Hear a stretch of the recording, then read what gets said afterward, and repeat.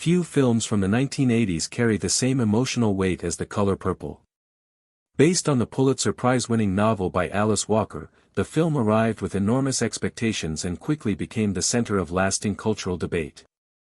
Behind its polished surface was a production shaped by bold decisions, creative risks, and deeply personal commitment.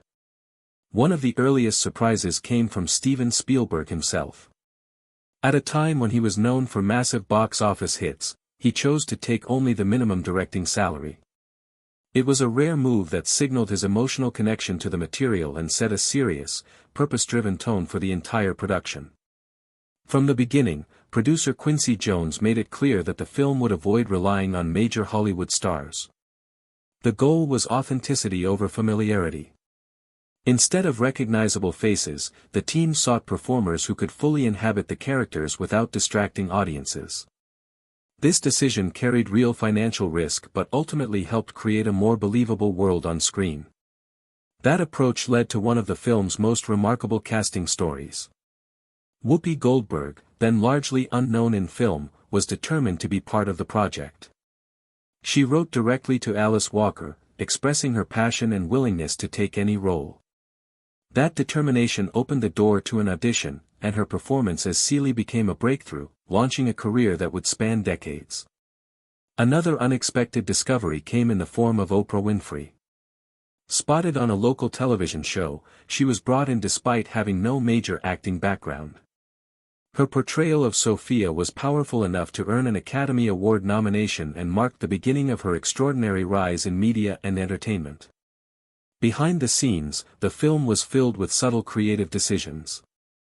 Margaret Avery's performance as Shug Avery was enhanced by vocals from singer Tata Vega, blending two talents into one seamless on-screen presence. At one point, global music stars like Tina Turner and Chaka Khan were considered for the role, but the filmmakers ultimately stayed committed to their original vision of avoiding major star power. Alice Walker remained closely involved throughout the production, an uncommon level of participation for a novelist. She worked with actors on dialogue and delivery, ensuring that the voices of the characters retained their cultural authenticity and emotional depth. Her presence helped preserve the soul of the original story even as it was adapted for the screen. The physical production of the film required extensive effort to create a believable world. Though the story is set in Georgia, most filming took place in North Carolina, where locations were carefully transformed to match the period and setting. Entire environments were constructed or modified, including relocating a real church building and cultivating a field of purple flowers to serve as one of the film's most symbolic visual elements. Even seasonal conditions had to be manufactured, with winter scenes filmed in warm weather using artificial effects. Some sequences extended far beyond the United States. A second unit traveled to Kenya to capture footage that expanded the story's visual scope, adding an international dimension that blended seamlessly into the final film. When the film was released on Christmas Day in 1985, the timing positioned it perfectly for awards season. The response was strong, both from audiences and critics, and it earned 11 Academy Award nominations across major categories. However, what followed became one of the most talked about moments in Oscar history. Despite its widespread recognition, the film did not win a single award. The shutout was especially surprising given that Spielberg had already received top honors from the Directors Guild, an award often seen as a strong predictor of Oscar success. The outcome sparked immediate debate and raised questions about how films like this were being judged within the industry. At the same time, the film had already ignited important cultural conversations.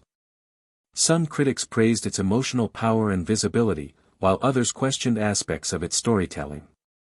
Discussions emerged around representation, perspective, and whether certain elements of the novel, particularly a central romantic relationship, had been softened in the adaptation. The reaction extended beyond criticism into public discourse, with organizations and commentators raising broader concerns about recognition and inclusion in Hollywood. These conversations would continue to evolve in the years that followed, making the film not just a work of art but a catalyst for ongoing dialogue. Over time, the story of The Color Purple continued to grow. It was later adapted into a successful Broadway musical and revisited in new forms for modern audiences. Each version added another layer to its legacy, demonstrating the lasting power of the original narrative. In the end, the film stands as both an achievement and a turning point. It challenged expectations, launched major careers, and sparked conversations that still resonate today. Its legacy is not defined by awards, but by its enduring emotional impact and its role in reshaping how stories are told and received in Hollywood.